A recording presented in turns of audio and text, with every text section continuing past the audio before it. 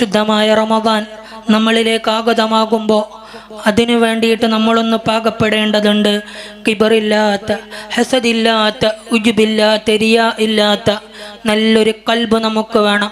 ആരോടെങ്കിലും, മാതാപിതാക്കളോടോ മറ്റുള്ള കുടുംബക്കാരോടോ ഏതെങ്കിലും വിധത്തിലുള്ള ഹക്കടപാടോ അല്ലെങ്കിൽ ദേഷ്യമോ എന്തെങ്കിലും പ്രയാസങ്ങൾ കുടുംബക്കാർ തമ്മിലുണ്ടെങ്കിൽ അതൊക്കെ മാറ്റിവെച്ച് പരിശുദ്ധമായ റമദാനാകുമ്പോൾ അതൊക്കെ അതിനു മുമ്പേ തന്നെ കാര്യങ്ങളൊക്കെ പറഞ്ഞ് എൻ്റെ ഭാഗത്താണ്, ചിലപ്പോൾ നമ്മുടെ ഭാഗത്ത് ന്യായം ഉണ്ടാവും, ഓല ഭാഗത്തായിരിക്കും തെറ്റുണ്ടാവുക, എന്നാലും നമ്മൾ ഓലോട് പോയിട്ട് പൊരുത്തപ്പെടിയിക്കുമ്പോൾ അള്ളാഹ് നമുക്ക് തരുന്ന നിഅമത്ത് എത്രയാണെന്നറിയോ പ്രിയപ്പെട്ടവരെ.